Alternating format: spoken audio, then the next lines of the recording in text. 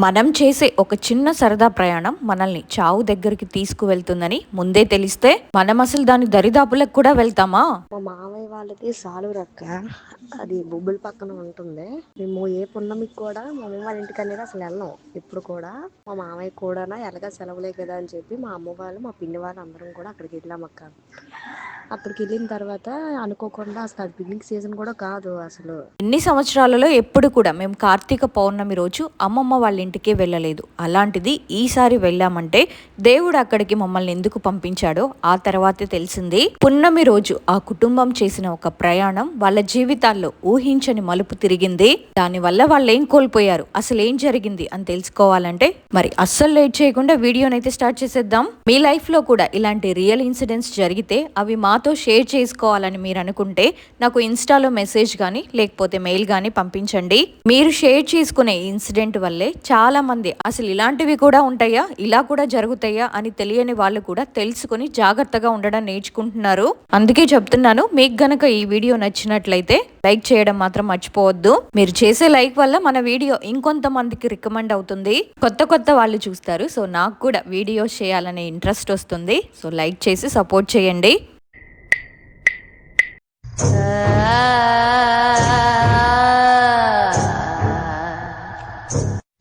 మా అమ్మమ్మకి మొత్తం 5గురు సంతానం. అందులో మా అమ్మ మొదటి సంతానం. 4 ఆడపిల్లలు, ఒక అబ్బాయి. అందరికన్నా చిన్నవాడు మా మావయ్య. ఇన్సిడెంట్ జరిగింది మా మావయ్యకే 5 సంవత్సరాల క్రితం జరిగింది ఇది. మా అమ్మమ్మ వాళ్ళ ఊరు సాలూరు, అది బొబ్బిలి పక్కన ఉంటుంది. అయితే ఒకసారి ఏమైందంటే మేము కార్తీక పౌర్ణమి రోజు మా అమ్మమ్మ వాళ్ళ ఇంటికి వెళ్ళాము. నార్మల్ గా అయితే అసలు కార్తీక పౌర్ణమి రోజు ఎప్పుడు మేము అక్కడికి వెళ్ళము, ఎందుకంటే మాకు కూడా పండగ ఉంటుంది కదా, ఇక్కడే చేసుకునే వాళ్ళము. అలాంటిది మా మామయ్యకు కూడా ఎలాగో సెలవులే కదా అని చెప్పి మా అమ్మ వాళ్ళు మా పిన్ని వాళ్ళు అందరూ కూడా అమ్మమ్మ వాళ్ళ ఇంటికి వెళ్ళాము. మేము అక్కడికి వెళ్ళిన ఒక 2 days తర్వాత మా మామయ్య ఊర్లోకి వచ్చాడు. అంటే అంతకుముందు మా మామయ్య ఫ్రెండ్స్తోని అరకు వెళ్ళాడు. అక్కడే 2 days వాళ్ళతో నైట్ స్టే చేసి వచ్చాడు. అంతవరకు కూడా ఏం అవ్వలేదు. అది కూడా ఒక విధంగా మంచిదే అయ్యింది, ఎందుకంటే వాళ్ళ ఫ్రెండ్స్ దగ్గర ఏమైనా జరుగుంటే మళ్ళీ ఇదంతా కూడా వాళ్ళే చేశారని చెప్పి అనుకునే వాళ్ళు. మేము అక్కడికి వెళ్ళిన తర్వాత నార్మల్గా మేమందరం కూడా పండగ చేసుకున్న తర్వాత ఇంకా మా మామయ్య అన్నారు, ఎలాగో అందరు వచ్చారు కదా పిక్నిక్కి వెళ్దాం అని చెప్పేసి. అసలు అది పిక్నిక్కి వెళ్ళే సీజన్ కూడా కాదు. ఎప్పుడు కూడా మేము ఏ పండగకి వెళ్ళినా మా బాబాయ్ వాళ్ళు, మా మామయ్య వాళ్ళు, మా నాన్న వీళ్ళు తప్ప ఎవ్వరు కూడా పిక్నిక్కి మమ్మల్ని అంటే ఆడవాళ్ళని తీసుకువెళ్ళేవారే కాదు. సరదాగా వాళ్లే వెళ్ళి తిరిగి వచ్చేవారు. కాకపోతే ఈసారి మరి మా మామయ్య నోట ఎందుకు అలా వచ్చిందో మాకు కూడా అంతగా అర్థం కాలేదు. సరే అని చెప్పి పిక్నిక్కి వెళ్దాం అనుకొని ముందు టెంపుల్కి అని చెప్పేసి అనుకున్నాము. కానీ ఆటోమేటిక్గా అది క్యాన్సిల్ అయిపోయింది. ఎందుకంటే ఆ రోజు మేము ఆల్రెడీ నాన్ వెజ్ వండేసుకున్నాము. నాన్ వెజ్ ముట్టుకొని టెంపుల్కి వెళ్ళకూడదని చెప్పి ఊరుకున్నాము. ఇంకా టెంపుల్కి వెళ్ళడం మిస్ అయిపోయింది. మేబీ మేము అప్పుడు టెంపుల్కి వెళ్ళుంటే మా మామయ్యని కాపాడుకునే వాళ్ళమేమో. ఆ తర్వాత సాలూరుకి దగ్గరలోనే దండిగం వాటర్ ఫాల్స్ అని ఉంటుంది, అక్కడికి వెళ్దామని చెప్పి అనుకున్నాము. ఆల్మోస్ట్ దగ్గర వరకు కూడా వెళ్ళిపోయాము. ఇంకొక 10 అడుగులు వేస్తే వచ్చేస్తుంది ఆ ప్లేస్ అనగా ఎవరో ఒక అతను మాకెదురుగా వచ్చి మమ్మల్ని దారిలోనే ఆపేశారు. ఆయన ఏం చెప్పారంటే దండిగం వాటర్ ఫాల్స్లో ఆల్రెడీ చాలా మంది చనిపోయారని చెప్పి అక్కడికి ఎవ్వరికి కూడా ఎలో లేదు, అది ఎప్పుడో మూసేశారని చెప్పన్నారు. మా మావయ్యకి ఏంటంటే నీటి గండం ఉందని మా అమ్మమ్మ వాళ్ళకి తెలిసింది. కాకపోతే అది మా మావయ్య 10th క్లాస్ వరకే ఉంటుంది, ఆ తర్వాత నుంచి ఆ గండం అనేది పోయిద్దని చెప్పేసి అన్నారు. అలా అని చెప్పేసి మేము కూడా అంతగా ఏమనుకోలేదు. చిన్నప్పటి నుంచి కూడా చాలా కష్టాలు అనుభవించిన తర్వాత మా మావయ్య అయితే ఒక 20 ఏళ్ల వరకు కూడా బతికారు. ఇంకా మనిషి అలా చెప్పగానే మేమందరం కూడా అక్కడి నుంచి రిటర్న్ అయిపోయి మళ్ళీ అక్కడి నుంచి తోనం వాటర్ ఫాల్స్కి వెళ్ళాము. అక్కడ కూడా చాలా మంది చనిపోయారు. వయసులో ఉన్న వాళ్ళు ఆల్మోస్ట్ ఎక్కువ శాతం చనిపోయారు. అది లోతు కూడా ఎక్కువగా ఉండదు. అది ఒక ట్రైబల్ ఏరియా, ఎక్కువగా ట్రైబల్స్ వాళ్ళు ఉంటారు కదా. అది కొండల మధ్యన వాటర్ ఫాల్స్ అనేవి ఉంటాయి. కొండ దిగుతూ కిందకి వెళ్తే అక్కడ వాటర్ ఫాల్స్ అనేది ఉంటుంది. ఆ వాటర్ ఫాల్స్ దగ్గరికి మేము వెళ్ళిన తర్వాత చాలా వరకు మాకన్నా తక్కువ ఏజ్ పిల్లలు కూడా అందులోనే స్విమ్ చేస్తున్నారు. వాళ్ళకి కూడా ఏం కాలేదు. అందులోనూ మా మావయ్యకి స్విమ్మింగ్ కూడా వచ్చు. చాలా పెద్ద నూతులకి వెళ్ళి కూడా స్విమ్మింగ్ చేసేవాడు. ఆ వాటర్ ఫాల్స్ దగ్గరికి వెళ్ళిన తర్వాత మేము దాదాపు ఒక 2 hours వరకు మా ఫ్యామిలీ అందరం చాలా అంటే చాలా ఎంజాయ్ చేసాము. మా బాబాయ్ వాళ్ళు, మేము కానీ అందరం కూడా, మా చెల్లెళ్ళు, మా తమ్ముళ్ళు అందరం కూడా చాలా ఎంజాయ్ చేసాము. చేసిన తర్వాత ఇంకా మధ్యాహ్నం టైం అయిందని చెప్పి భోజనం చేయడానికని మేము ఆ నీళ్లలో నుంచి బయటకు వచ్చాము. ఆ తడి బట్టలతోనే బయటకు వచ్చి తిందామని చెప్పేసి అన్నీ వేసుకుంటుంటే మా పక్కన ఎవరో వైజాగ్ నుంచి వచ్చారంట ఆ వాటర్ ఫాల్స్ కోసం. వాళ్ళు ఒక డక్ని తెచ్చుకున్నారు. డక్ సౌండ్ బాక్సులు ఉంటాయి కదా, ఆ సౌండ్ బాక్సులు తెచ్చుకుంటే వాళ్ళందరూ మ్యూజిక్ వేసుకొని పక్కన డ్యాన్సులు చేసుకుంటూ ఉన్నారు. మేమందరం కూడా తింటూ వాళ్ళ వైపు అలా చూస్తూ ఉండిపోయాం. మేమందరం కూడా మా మావయ్య ఎటు వెళ్ళాడో అవేం కూడా మేము పట్టించుకోలేదు. ఎందుకంటే తనేం చిన్నపిల్లోడు కాదు కదా, తనకు అప్పటికే 20 years ఉన్నాయి, అన్నీ తెలిసే ఉంటాయి మా మావయ్యకి ఆల్మోస్ట్. అందుకని చెప్పి మేము తన గురించి మేము కూడా పెద్దగా పట్టించుకోలేదు. అయితే ఏం జరిగిందంటే, ఇలా తను తినేసి కడుక్కోవడానికి వెళ్ళాడు. అప్పుడే మా మావయ్య లోపల పడిపోయాడంట. ఆ విషయం మాకనేది తెలీదు. అయితే మా పక్కన ఇంకొక అన్నయ్య వాళ్ళు ఎవరు స్విమ్ చేయడానికి అని చెప్పి మళ్ళీ అందులోకి వెళ్ళినప్పుడు మా మావయ్య బాడీ వీళ్ళ కాళ్ళకి తగిలింది. వీళ్ళ కాళ్ళకి తగలగానే ఇంకా వాళ్ళు బయటికి తీసుకొచ్చినప్పుడు కూడా మేము ఏ మాత్రం కూడా అస్సలు ఎక్స్పెక్ట్ చేయలేదు అది మా మావయ్య బాడీ అవుతుందని. మేమందరం కూడా పాపం ఎవరు అని చెప్పేసి దగ్గరికి వెళ్ళి చూసాము. అక్కడ జనం కూడా ఎలా ఉన్నారంటే, ఒక మనిషి చనిపోయారు, ప్రాణం పోతుందని లేదు ఎవరికి. ఎవరి మటుకు వాళ్ళు సోషల్ మీడియాలో వాటిల్లో పెట్టుకోవడానికి ఫోటోలు తీసుకుంటున్నారు. ఇంకా మా మావయ్య కొన ఊపిరితో ఉన్నారని చెప్పి మేము అనుకుని కడుపు మీద నొక్కాము. అంటే వాటర్ లోపలికి వెళ్ళుంటే దానివల్ల స్పృహ కోల్పోయారేమో అని చెప్పి కడుపు మీద నొక్కాము. ఆ తిన్న అన్నం మెతుకులు కూడా ఇంకా మా మావయ్య గొంతులోనే ఉన్నాయి. కడుపు మీద నొక్కగానే ఆ మెతుకులు వాటర్ కూడా బయటకు వచ్చాయి. ఆ కొన ఊపిరితో ఉన్నాడేమో అనుకుని మా బాబాయ్ కార్ మీద వచ్చాము మేమందరం కూడా. ఆ కార్లోనే మా బాబాయి అక్కడ ఏంటంటే దగ్గరలో ఎక్కడ హాస్పిటల్స్ ఉండవు. మళ్ళీ మేము అక్కడ నుంచి హాస్పిటల్కి వెళ్ళాలంటే సాలూరులోనే ఉంటుంది. సాలూరులో ఉన్న హాస్పిటల్కి బయలుదేరాడు మా బాబాయి మా మావయ్యని తీసుకొని. అక్కడి నుంచి హాస్పిటల్కి వెళ్ళాలంటే 1.5-2 hours జర్నీ పడుతుంది. మా బాబాయ్ వాళ్ళు కారులో వెళ్ళిపోయారు. ఇక్కడ మా పిన్ని వాళ్ళం, మేము, మా అమ్మమ్మలు అందరూ కూడా ఉండిపోయాము. ఆ తర్వాత కనీసం మమ్మల్ని ఇక్కడ ఊర్లో డ్రాప్ చేయమని చెప్పేసి ఎంతో మందిని అడిగాము. ఎవ్వరు కూడా మమ్మల్ని కనీసం లెక్క చేయలేదు. ఏమన్నారంటే పైగా, ఒక చనిపోయిన శవాన్ని అంటే మీకు కూడా మైల్ ఉంటుంది కదా, మిమ్మల్ని ఎక్కించుకుంటే మా బండి కూడా మైల్ అయిపోతుంది, మేము ఎక్కించుకోము, ఎలాగోలా వెళ్ళండి అని చెప్పేసి అన్నారు. ప్రతి ఒక్కరు దగ్గరగా ఒక 15 మంది వరకు అడిగాము. అందరూ కూడా అదే మాట అన్నారు. ఇక మా వల్ల ఇలా కాదని చెప్పేసి అక్కడ అసలు మా మావయ్యకి ఏమైందో, ఎలా ఉన్నాడు మనిషి అని చెప్పేసి మాకు టెన్షన్ పట్టుకుంది. ఈలోపు ఇంకో మావయ్య ఉంటారు, ఆయన ఆల్రెడీ గవర్నమెంట్ హాస్పిటల్లోనే వర్క్ చేస్తుంటే ఇంకా ఆయనకి ఫోన్ చేసి ఇలా మా మావయ్య ఎలా ఉన్నారు, బాగానే ఉన్నాడా అంటే అతను కూడా ఏం లేదు, ఇలా కొంచెం వాటర్ లోపలికి వెళ్ళాయి కదా, దానివల్ల ఊపిరాడకలా అయిపోయాడు, బాగానే ఉన్నాడు అని చెప్పారు. ఆయన అలా చెప్పిన తర్వాత మేమందరం కూడా ఎన్ని మొక్కులు మొక్కుకున్నాము. ఈవెన్ దుర్గాదేవికి అందరికీ కూడా మేము మొక్కుకున్నాము. కానీ ఏ దేవుడు కూడా తనని కాపాడలేకపోయారు. మరి ఇంకా టైంలో చావు వస్తుంది అంటే ఎవరు మాత్రం కాపాడలేరు కదా. చావు మన దగ్గరకు వచ్చిందంటే ఎలా అయినా సరే చచ్చిపోతారు. అయితే అక్కడే మా మామయ్య వాళ్ళ ఫ్రెండ్ వేరే అబ్బాయి వాళ్ళ ఫ్రెండ్స్తో వచ్చాడు అక్కడికి. ఇంకా అబ్బాయి మమ్మల్ని చూసి ఇలా రండక్క నేను తీసుకెళ్తాను అని చెప్పి మా అమ్మ వాళ్ళందరినీ కూడా ఒక వెహికల్ మాట్లాడించి హాస్పిటల్ ఎదురు దింపారు. హాస్పిటల్కి వెళ్ళినంత వరకు కూడా మా మావయ్య చనిపోయారనే విషయమే మాకు తెలీదు. అక్కడికి వెళ్ళిన తర్వాత జనం అయితే చాలా మంది ఉన్నారు. వీళ్ళ ఫ్రెండ్స్, మా ఫ్యామిలీ రిలేటివ్స్ అందరూ కూడా అక్కడే ఉన్నారు. అది చూడగానే మాకు టెన్షన్ వచ్చింది. అసలేంటి బాగానే ఉన్నారు కదా, అసలు ఏమైంది అని చెప్పేసి అనుకున్నాము. ఇంకా లోపలికి వెళ్ళి చూడగానే మా మామయ్య చనిపోయారనే విషయం తెలిసింది. అది ఈవినింగ్ టైం అయిపోయింది ఇంకా మేము హాస్పిటల్కి వెళ్ళేటప్పటికే. అందుకని బాడీ మాకు ఆ రోజే హ్యాండ్ ఓవర్ చేయలేదు. దాని తర్వాత ఏమైందంటే మేము ఇంటికి అనేది వెళ్ళిపోయాము. మరుసటి రోజు మార్నింగ్ బాడీ ఇస్తామని చెప్పన్నారు. ఆ టైంలో కూడా ఇంకా కార్యక్రమాలు అవేవి చేయకూడదు కాబట్టి మా మావయ్య బాడీని మార్చరీకి షిఫ్ట్ చేశారు. మేము కూడా ఇంటికి వచ్చేసాము. ఇంటికి వచ్చాక మా పిన్ని వాళ్ళు ఏం చేశారంటే ఇంకా కోపంతో ఇంట్లో ఉన్న దేవుడి ఫోటోలన్నీ కూడా తీసి బయటపడేశారు. ఎందుకంటే మా మావయ్య 4 ఆడపిల్లల తర్వాత పుట్టిన ఒక్కగానొక్క సంతానం, ఒక్క మగపిల్లవాడు. మా తాతయ్య గారు కూడా నేను పుట్టక ముందే చనిపోయారు. ఇప్పుడు ఇంట్లో ఏమైనా సరే చూసుకోవడానికి మగ దిక్కు అనేది ఉండాలి కదా, అదే లేకుండా అయిపోయిందని కోపం మా పిన్ని వాళ్ళకి. ఆ కోపం దేవుడి మీద ఇలా చూపించి అక్కా చెల్లెలందరూ కూడా దేవుడి ఫోటోలన్నీ బయటికి విసిరేశారు. ఆ తర్వాత 12 రోజులకి దినం అవుతుంది కదా. దినమైన తర్వాత మా మావయ్య మా పిన్ని బాడీ మీదకి వచ్చాడు. మా పిన్నికి కూడా చాలా వరకు దయ్యాలనేవి పడతాయి. సో మా మావయ్య కూడా మా పిన్ని ఒంటి మీదకి వచ్చారు. వచ్చిన తర్వాత ఏమో అస్సలు మాట్లాడలేకపోతున్నాడు. ట్రై చేస్తున్నాడు కానీ మాట అనేది బయటికి రావట్లేదు. అంటే ఎలాగంటే ఎవరైనా మనం మాట్లాడదాము అనుకున్నప్పుడు మన గొంతుని పట్టుకొని మనకి మాట రాకుండా ఎలా చేస్తారో అలా చేశారు. ఏదో చెప్పాలనుకున్నాడు కానీ మాట అనేది మాట్లాడలేకపోతున్నాడు. ఇంకా గొంతు పట్టుకొని అలాగే ఉండిపోయాడు. ఆ రోజు మార్నింగ్ నుంచి ఈవినింగ్ పడుకునేంత వరకు కూడా ఇలాగే జరిగింది. ఇంకా ఎలా చనిపోయావు నువ్వు అని అడిగినప్పుడు అప్పుడే నాకు 100 ఏళ్ళు నిండిపోయాయి అని ఏడ్చుకుంటూ మాట్లాడాడు. ఎలా చనిపోయావని మా అమ్మమ్మ అడిగినప్పుడు మా మావయ్య నోటి నుంచి మాట రావట్లేదు. అక్కడ మా బాబాయ్ వాళ్ళ అమ్మ కూడా వచ్చారు. ఆవిడకేంటంటే కాళీ అమ్మవారు ఒంటి మీదకి వస్తారు. ఇంకా ఆవిడ గ్రహించి ఏంటి ఇలా అవుతుందని చూస్తేనేమో ఇలా 2 దయ్యాలు పట్టుకున్నాయి, అవే తీసుకెళ్ళిపోయాయి అని చెప్పారు.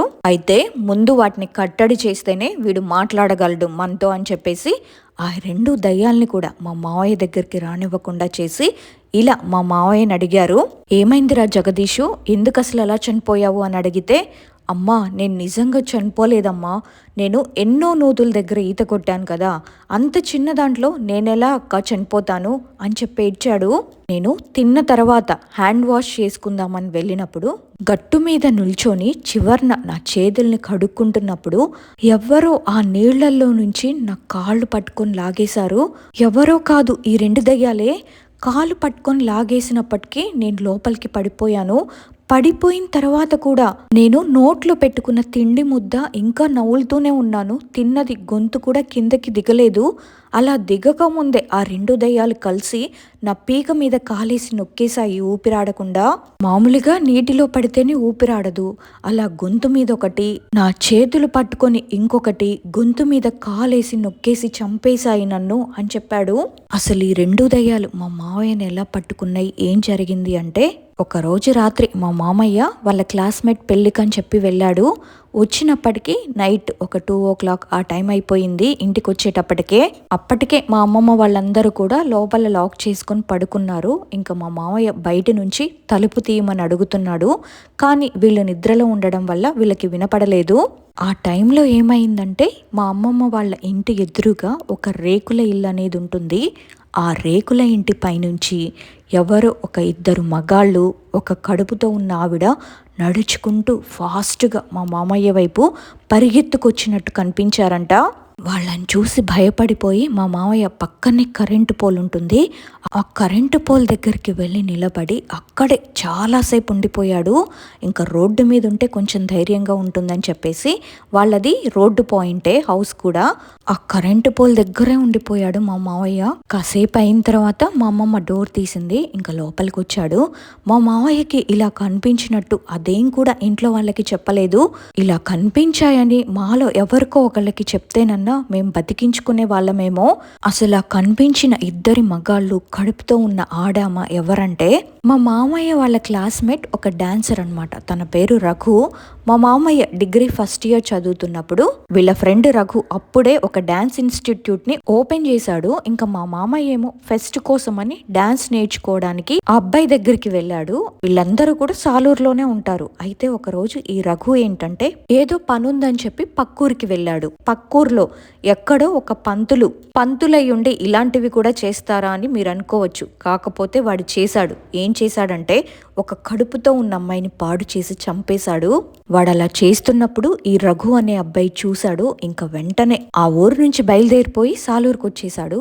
వచ్చి మా మావయ్య ఈ అబ్బాయి బాగా క్లోజ్ అవ్వడంతో ఆ విషయం మా మావయ్యకి చెప్పేశాడు. ఈ అబ్బాయి ఈ విషయం చెప్పిన కొన్ని రోజుల తర్వాత అబ్బాయికి మలేరియా ఫీవర్ అయిపోయిందని చెప్పి చాలా అంటే చాలా లాస్ట్ వరకు వచ్చేసింది. అదేదో బ్రెయిన్కి ఎఫెక్ట్ అయ్యిందని చెప్పి ఆపరేషన్కి చాలా ఖర్చు అవుతుందంటే మా మామయ్య వాళ్ళ క్లాస్మేటే అని చెప్పి మా మామయ్య దగ్గరుండి చాలా మంది దగ్గర డబ్బులు తీసుకొని హెల్ప్ చేశాడు. ఫ్రెండ్ అనుకొని మా మామయ్య డబ్బులు కూడా చాలా వరకు ఖర్చు పెట్టాడు. కాకపోతే వాడే మా మామయ్య ప్రాణాలు తీశాడు తిరిగి. ఆపరేషన్ కూడా అయ్యింది, అంతా బాగానే ఉంది అనుకునే లోపు అంత చేసిన తర్వాత కూడా వాడు బతకలేదు. అసలు ఆ రఘు చనిపోవడానికి మెయిన్ రీజన్ ఏంటంటే ఈ అబ్బాయి పంతులు అలా చేయడం చూసొచ్చాడు కదా, అప్పుడు ఆ ఊర్లో వాళ్ళందరికీ ఆ మ్యాటర్ తెలిసి ఆ పంతుల్ని చిత్తక బాది చంపేశారంట. ఆ పంతులు కూడా చనిపోయాడు అప్పటికి. ఈ రఘు ఏంటంటే ఇక్కడికి వచ్చి అందరికీ చెప్తున్నాడు కదా, మా ఊరి వాళ్ళకంటే తెలిసింది, పక్కూర్లో కూడా నా గురించి తెలియాలా అని చెప్పి ఇంకా పంతులు దయ్యమై రఘుని పట్టుకున్నాడు. ఆ కడుపుతో ఉన్న అమ్మాయి కూడా చనిపోయింది కదా, ఆ ఆత్మ కూడా పంతులతోనే కలిసిపోయిందంట. ఇప్పుడు ఏవైనా ఆత్మలు ఉంటాయి కదా, అవి కలుపుకుంటాయి కదా కొన్ని ఆత్మల్ని, అలాగా ఆ 2 ఆత్మలు కూడా కలిసి రఘుని చంపేశాయి. రఘు చనిపోయిన తర్వాత కొన్ని రోజులు మా మావయ్య దగ్గరుండి ఇంకా అతనివి ఏమైనా ఉంటే కార్యక్రమాలు అవన్నీ వాటికి కూడా మా మావయ్య వెళ్ళేవాడు. ఈ రఘు చనిపోయిన కొన్ని రోజుల తర్వాత వాళ్ళ వీధిలో వాళ్ళకి కూడా, అంటే వయసులో ఉన్న కుర్రాళ్ళందరికీ కూడా కనిపించి, మీరు నాతో వచ్చేయండ్రా, నాకు అక్కడ ఒంటరిగా ఉండాలనిపించట్లేదు, నాకు తోడు కావాలి, మీలో ఎవరైనా నాతో పాటు వచ్చేయండి అని కనిపించి డైరెక్ట్గా అడిగేవాడంట. చాలా టార్చర్ పెట్టాడు వాళ్ళ వీధిలో వాళ్ళని కూడా. వాళ్ళందరూ కూడా కట్టడి చేసేసారంట ఏదో విధంగా.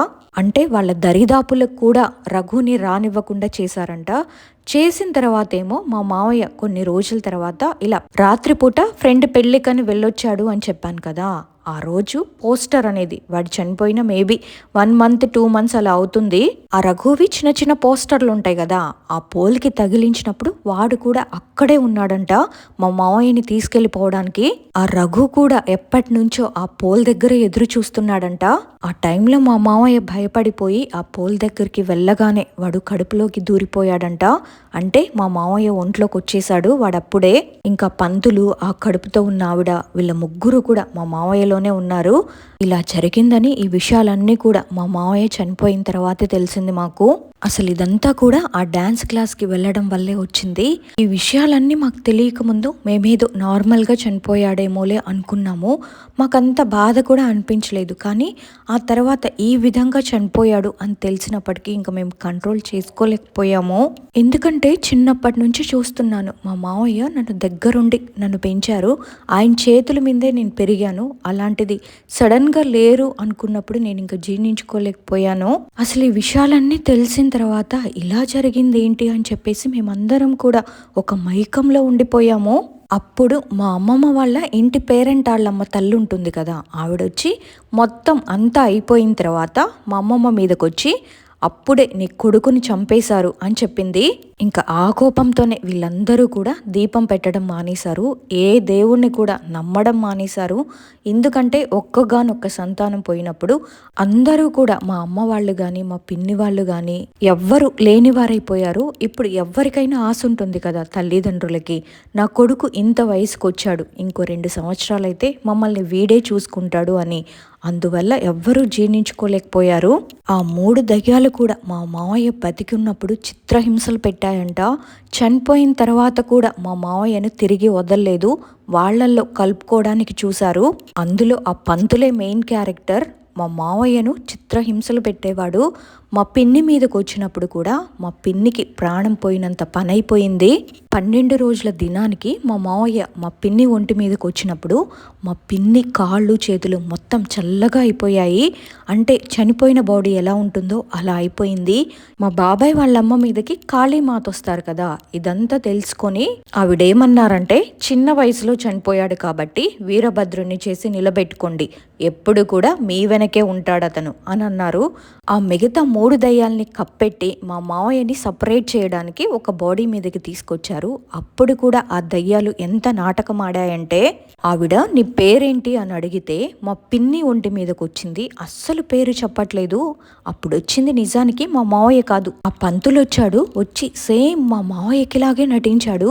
నేనే అక్క, ఆ ముగ్గురిని బంధించండి అక్క, లేకపోతే నేను ఉండలేను అని నటించాడు. అప్పుడు కూడా ఇంకా కాళీమాతకు ముందే కోపం ఎక్కువ కదా, ఏరా ఇప్పటికీ కూడా నువ్వు నాటకాలు ఆడతావా అని మొత్తం తెలుసుకొని వాడిని అడిగితే, నాకు ఈ బాడీ చాలా నచ్చింది, నన్ను ఒక్కరోజు వదిలేయండి అన్నాడు. మా పిన్ని కావాలి అని అడిగాడు అనుభవించడానికి. వాడికి మా పిన్ని కావాలంట. వాడు అసలు ఎంత కామ పిశాచో, చనిపోయిన తర్వాత కూడా వాడికి కామ కోరిక అనేది అస్సలు తీరలేదు. అలాంటి టైప్ వాడు. అలా కుదరదు, నీకేం కావాలి చెప్పు అని అడిగితే ఇంకా నాన్ వెజ్, నల్లకోడి, మేక ఇవన్నీ అడిగాడు. ఇంకా అప్పటికప్పుడు ఆ వంటలన్నీ చేసి ముందు పెడితే తిని, నేను ఇంకా ఎప్పుడూ రాను ఈ ఒంటి మీదకి, నేను వెళ్ళిపోతాను అని చెప్పేసరికి ఆ దేవత ఇంకా ఏదో విధంగా మొత్తం అంతా చేసి ఆ 3 దయ్యాల్ని కూడా, ఆ రఘుని, పంతుల్ని, ఆ కడుపుతో ఉన్న ఆవిడ్ని, ముగ్గురిని కూడా కప్పెట్టేశారు. కానీ ఇంత జరిగినా కూడా ఏం లాభం? మా మావయ్య అయితే తిరిగి మాకు రాడు కదా. 20 సంవత్సరాలు వచ్చాయంటే మామూలు కాదు. ఎంత కష్టపడి పెంచుకుంటే అంత కొడుకవుతాడు. ఆ బాధ అనేది మాకు ఇప్పుడు కూడా పోవట్లేదు. మా మావయ్య చనిపోయి ఇప్పటికి 5 సంవత్సరాలు అయిపోతుంది. మా కుటుంబానికి ఇలా జరిగిన తర్వాత ఇంకా సమాజం అంటే 10 మంది 10 రకాలుగా అనుకుంటారు కదా. అందరూ కూడా మా అమ్మని ఏమన్నారంటే, వాళ్ళ అక్క కూతుర్ని అంటే నన్ను మా మావయ్యకి ఇచ్చి చేసుకోమన్నారంట. అబ్బాయి వేరే వాళ్ళతో లవ్లో ఉన్నాడు, ఇష్టం లేక ఇలా సూసైడ్ చేసుకొని చనిపోయాడని పుకార్లు పుట్టించారు. మాకైతే ఆ 3 దయ్యాలు చాలా వరకు టార్చర్ పెట్టాయి. మేము ఇంట్లో ఉన్నప్పుడు వంటగదిలో సామాన్లు పడేయడం కానీ, మేము పడుకున్నప్పుడు మా కాళ్ళ దగ్గర ఎవరో ఉండడం కానీ ఇలా చేసేవి. నేనందరికీ కూడా ఒకటే చెప్పాలనుకుంటున్నాను, రాత్రుళ్ళు ఎక్కడికైనా బయటికి వెళ్ళి వచ్చినప్పుడు నైట్ టైం అయితే ఎక్కువ శాతం బయటికి వెళ్ళడానికి ప్రిఫర్ చేయకూడదు. ఆ టైంలోనే మన వెనుక ఎన్నో గాలి ధూళులు వస్తాయి. ఆ టైంలో అసలు బయటికి వెళ్ళకూడదు. చాలా చాలా డేంజర్ ఆ టైంలో బయటికి వెళ్ళడం. అసలు అర్ధరాత్రి టైంలో అయినా అసలు బయటికి వెళ్లకుండా ఇంట్లోనే ఉంటే మనకి సేఫ్ ఎప్పటికైనా సరే. అది ఎవరైనా కడుపుతో ఉన్న వాళ్ళు కానీ, వయసు పిల్లలు కానీ, ముసలోళ్ళైనా అస్సలు బయటికి వెళ్ళడం మంచిది కాదు. మా మావయ్య ఎవ్వరికి చెడు చేయలేదు. కాకపోతే ఆ రఘు మా మావయ్యతో చెప్పిన ఆ మాటకే ఆ పంతులు మా మావయ్యని బ్రతకనివ్వలేదు. ఇక్కడ మీ అందరికీ కూడా డౌట్ రావచ్చు, ఆ పంతులు గురించి వాళ్ళ ఊర్లో వాళ్ళందరికీ తెలిసింది, మరి వాళ్ళ ఊర్లో వాళ్ళని ఏం చేయకుండా రఘు మీదే అంత కోపం ఎందుకు అని. రఘు ఏంటంటే వాళ్ళ ఊరివాడు కాదు, పక్కూరివాడు. పక్కూరులోకి వెళ్ళి తన గురించి ఇలా నలుగురితో చెప్తున్నాడనే కోపంతో ఆ పంతులు రఘుని చంపేశాడు. అసలు ఆ డాన్స్ నేర్చుకోవడానికి వెళ్లకుండా, వాడితో మాట్లాడకుండా ఉంటే ఈ రోజు మా మావయ్య ఎంతో హ్యాపీగా ఉండేవాడేమో అని నా ఫీలింగ్. ఈ ఇన్సిడెంట్ విన్నాక మనకి అర్థమయ్యేది ఒక్కటే, లోకంలో మనకి కనిపించే మనుషుల కంటే కనిపించని శక్తులు చాలా ప్రమాదకరమైనవి. ఒక్కొక్కసారి మనం అనుకోకుండా చేసే పరిచయాలు లేదా మనం చూసిన కొన్ని రహస్యాలు మన ప్రాణాలకే ముప్పు తెస్తాయి. ముఖ్యంగా పౌర్ణమి రోజుల్లో లేదా అర్ధరాత్రి వేళల్లో బయట తిరగడం ఎంత ప్రమాదకరమో ఈ సంఘటన మనకి హెచ్చరిస్తుంది. తను చెప్పిన విషయాలన్నీ విన్నారు కదా, అందుకే మీరు కూడా తగిన జాగ్రత్తలు తీసుకోండి ఒకవేళ బయటికి వెళ్ళాలనుకుంటే. ఈ ఇన్సిడెంట్ మీకు ఎలా అనిపించిందో కింద కమెంట్స్లో నాతో షేర్ చేసుకోండి. ఇలాంటి మరిన్ని రియల్ హారర్ ఇన్సిడెంట్స్ కోసం మన ఛానల్ని సబ్స్క్రైబ్ చేసుకోండి. ఇంకొక రియల్ హారర్ ఇన్సిడెంట్తో మళ్ళీ కలుద్దాం. అంతవరకు జాగ్రత్త. Bye bye.